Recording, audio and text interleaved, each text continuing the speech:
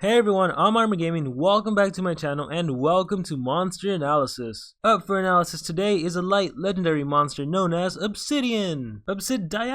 Whatever, throughout the duration of this analysis I'm going to be referring to this monster as Diane. Diane was born thousands of years ago in the inside of a dune in the Middle East. From that moment until today, she has made it her job to find evildoers and bury them in the sand. All in all, I really enjoy Diane's design. I think it's one of the most amazing ones for Monster Legends. You may not agree with me, I've seen people differing on what they think is good and not good, but just look at this monster, it looks really darn epic. But designs are one thing, let's analyze her stats. Diane has a power of 3,432, and for light legendary monsters, that's amazing. There's currently 17 light legendary monsters, and this puts her in 4th place along with monsters like Lao Lao and Incognita, so this power is indicative of an attacker. Her life on the other hand, 26,239, this puts her in 16th place, so she has the second to last life for light legendary monsters. Not so good there. And her speed of 3,388, this puts her in 10th place along with Volgar the Pure. So not necessarily the best speed, and normally I say that even though this monster has a low speed, it's kind of fine because she's an attacker. Yes, she's an attacker, but you're gonna come to see that she's not necessarily the greatest attacker.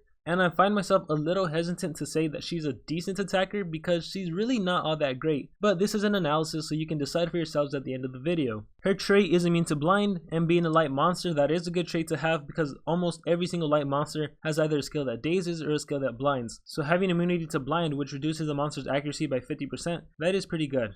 Moving on to her default skills, we have Ancient Slash, Deity Blast, nothing too interesting there. As for her ultimate attack, Timeless Invocation, deals very heavy light damage to all enemies, may daze all targets. So this is a light based AoE that deals 65 damage and it dazes. Now considering she has the power of an attacker and considering this does 65 damage, that is a pretty good ultimate in terms of damage. Now as for the fact that it deals light damage instead of special damage, I personally would have preferred it if it was a special based attack, but even though it's a light based attack, she does have a skill that makes all targets weak to light attacks, so in that sense it can be kind of good, but of course that does require you to combo. You need to have used that skill in order to then reap the benefits of Timeless Invocation, especially against a light monster. But on top of this, dealing 65 damage, it also dazes the enemy monsters, which can be pretty good. So overall, it is a pretty good special. So that moves us over to skills group 1, and we start things off with Stupefying Punch, Dim Shine, and Blazing Weakness. Out of all these skills, the only one worth talking about and the one skill you might want to run, and quite honestly more than might want to run, you probably do have to run the skill, Blazing Weakness. All targets become weak to light element and requires cooldown. This skill targets multiple enemies, it deals no damage, it costs 26 stamina, and it has a 2-turn cooldown. And this applies Flashbang for the following 3 turns, and Flashbang essentially makes the enemy weak to light attacks. Now a little interesting, the little icon here shows like a blind icon, and even Flashbang kind of looks like it would stun the enemy or like blind them or something, but nonetheless it makes them weak to light attacks, and this skill sets up for her following skills. The main problem with this skill is that it deals no initial damage. So can you imagine if you run 1 or 2 strength runes on this monster, the very first turn you use this skill, you're not benefiting anything from it. And not only that, if you're using this monster in team wars against another light monster, there are plenty of light monsters that have skills that remove negative effects from their team. So it's even quite possible that you might start off the game with Blazing Weakness, then the enemy light monster goes, and then the enemy light monster rids the whole team of Flashbang. So then you basically wasted that first turn. But even with all that being said, you need to run Blazing Weakness in order to fully utilize the rest of her skills. So that moves us over to skills group 2, and we have Inner Strength. Deals moderate special damage, gains damage boost, gains precision, requires cooldown. So this is a special based attack that targets a single enemy, dealing 45 damage, costing 31 stamina with a 3-turn cooldown. To me, the cooldown seems a little high, 3 turns for a 45 damage skill. I guess it's because it gives you a damage boost and increased accuracy, but the damage boost isn't that great of a boost really. And to me this seems like another setup skill. You use Inner Strength to buff the attack and increase the accuracy of the next attack you're going to use. So it's a lot of setup with this monster. In my opinion this skill isn't worth running. At the same time though, this is her strongest special base attack. 45 damage is as high as it's going to get, which is why I recommend running Blazing Weakness and instead utilizing her light based attacks. So let's move over to those. Glowing Sting deals heavy light damage, may blind target, requires cooldown. This is a light based attack that deals 55 damage to a single enemy, it costs 31 stamina, and it only has a 1-turn cooldown. That's a lot nicer. It also blinds the enemy monster. Now against certain light monsters the blind isn't going to land because lots of light monsters are immune to blind, but against monsters of other elements this is awesome. It deals a nice amount of damage, it has a low cooldown, and it blinds. If you use Glowing Sting on an enemy that has Flashbang, then it can be a lot more powerful. So Glowing Sting and Blazing Weakness, you want to run both of those skills. Next off, we have Severe Sunburn. Deals low light damage to all enemies, may apply damage reduction to all targets, requires cooldown. This is a light based AoE that deals 30 damage, costs 35 stamina, and it has a 3-turn cooldown. And this skill gives all of the enemy monsters damage reduction, so I guess this is more of a supportive skill. If however you were to do Severe Sunburn after doing Blazing Weakness, then it could deal a lot more damage. So that's another reason why I recommend Blazing Weakness. And overall, I would say this skill you may or may not want to run it. I gotta discuss skills group 3 before I can come back to this skill. So in skills group 3 we have Cleansing Glow. Deals heavy light damage, removes all negative status effects from itself, requires cooldown. This is a light based attack that targets a single enemy, dealing 55 damage. It costs 31 stamina with a 2-turn cooldown. I primarily like this skill because of the damage 55 and because it removes your own debuffs. So going up against light monsters, you primarily need to worry about getting blinded or getting dazed. Thankfully she has an immune to blind immunity, so you're safe there. So you only need to worry about dazed. So having this skill can really help you out. And of course this also helps you clear yourself of any damage over time effects like burning or poison or bleeding.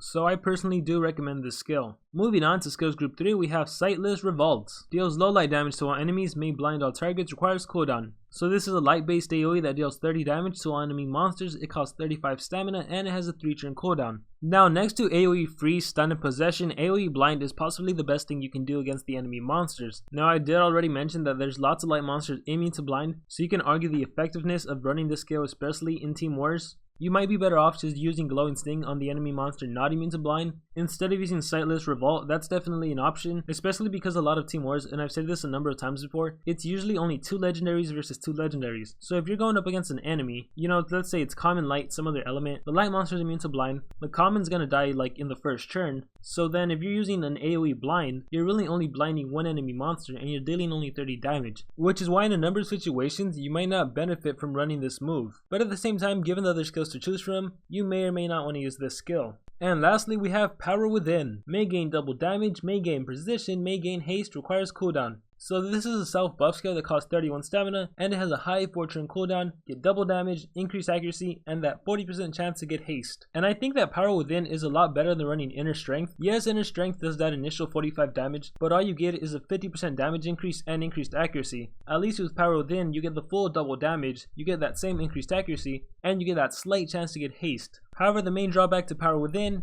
is once again that it deals no damage. At least with Inner Strength, it deals that initial 45 special based damage. So if you ever need a special based attack, at least with Inner Strength you'd have it. And if you're thinking you can start the game off with Blazing Weakness, and then use Power Within, and then use one of your AoEs, keep in mind that your AoEs are only 30 damage. And not only that, that took essentially 3 turns to set up. That means you need to somehow deny the enemies for 3 turns, somehow, some way. You need to secure 3 turns for you to set up that attack, and then hope that it wipes out the enemy. Which probably with double damage and the enemies being weak to light attacks, it probably would. Assuming the enemies didn't rid themselves of the debuffs, or assuming they didn't remove all positive effects from your monsters, then yeah, it could potentially work, but the setup just takes too long. And in my opinion, it's not worth it. If you want to see a monster that does setup right, look nowhere else but General Holter. Holter has a nice power of 3542. His expert shot attack deals an initial 45 damage while at the same time giving him double damage boost. Magnetic missiles is a 30 damage AoE that magnetizes all of the enemy monsters.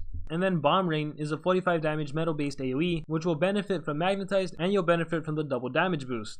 Now of course Holter is a metal monster and this is a light monster, so it's not really fair to compare the two, but I just wanted to show the comparison of what a real setup looks like if you needed 3 turns to set up. Because at least with General Holter, you're for sure going to wipe out the enemy monsters. Diane on the other hand, you're not so sure you're going to do that, but I guess you do have increased accuracy, so you can argue that with General Holter you might miss the AoE, whereas with Diane you'll for sure land the AoE, so that's a totally valid statement. But anyways, going back to Diane and what skill set I recommend for this monster, I gotta admit it's really hard to say. To be able to use this monster, I really do think you need to take advantage of Blazing Weakness. So if for sure using Blazing Weakness, one route to go is to do the double AoEs. Run Severe Sunburn, run Sightless Revolt. And depending on the enemies you go up against, you might want to start the game off with a Severe Sunburn to reduce their damage, or if they're not immune to blind, you might want to start the game off with Sightless Revolt to reduce their accuracy. And you're probably going to want to run these skills back to back, and because Flashbang lasts for 3 turns, you probably want to run Glowing Sting or Cleansing Glow. Myself leaning more towards Cleansing Glow because it removes your own debuffs, and because you really don't need blinding from Glowing Sting since you already blinded with Sightless Revolt. Another route to take, instead of using Glowing Sting or Cleansing Glow, you can replace that with Power Within, and again, that's just, it requires more setup, you get your increased accuracy though, so at least both of your AoEs will land.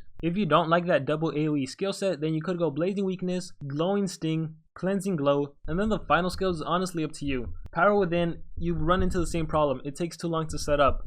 Sightless Revolt is probably your best choice, AoE blind for whenever you may need it. Severe Sunburn, that damage reduction, not necessarily the best AoE in my opinion. And then if you honestly want to forget about Blazing Weakness, you could probably do Glowing Sting, Cleansing Glow, Power Within, and then either Sightless Revolt or Inner Strength. I think I would lean more towards Inner Strength just to have a special based attack, because having all light attacks, that wouldn't really suit well, especially for Team Wars. I don't know about other people, I found it a little complicated to find an actual skill set that'll work. So Diane is obviously trying to be an attacker, but because her skills require a setup, because her skills deal no initial damage, but it sets up for a future attack, which isn't even that strong. 55 damage is her best, and it's a light based attack. This monster overall is kind of disappointing. So I'm actually curious to hear from all of you. If you were to get this monster, what skill set would you run and why? Because for me, I'm having such a hard trouble locking in on a skill set and justifying it. As for runeset, it would be your typical attacker runeset, 2 strength runes and a speed rune. I am going to say, however, if you were to get this monster, I wouldn't recommend using this monster in Team Wars. Overall, I would say this monster is more of a fun monster, just to use whenever you're bored, just whenever you don't want to use any other light monster, go ahead and use Diane. But for Team Wars, unless you don't have any other option, I really don't recommend using her.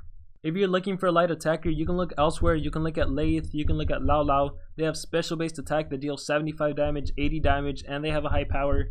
So I don't think Diane is really needed, even though she has Blazing Weakness. If you want this Blazing Weakness effect, Diane is the first monster to have Flashbang. But if you look at General Ingvar has a move called Discouragement, which makes all of the enemies weak to light and special based attacks, so that's even better. But yeah, that is going to conclude my analysis on Diane. She has a great amazing monster design, but her skills overall, they just weren't really amazing. So what does everyone else think? Do you think she's good? Do you think she's not so good? How do you think she compares to the other light legendary monsters? Please let me know in the comments below. More importantly, let me know what skill set you would use on this monster and why you would use that skill set. With that being said, I hope everyone has a great amazing day or a great amazing night. Remember to dream big and pursue your passions.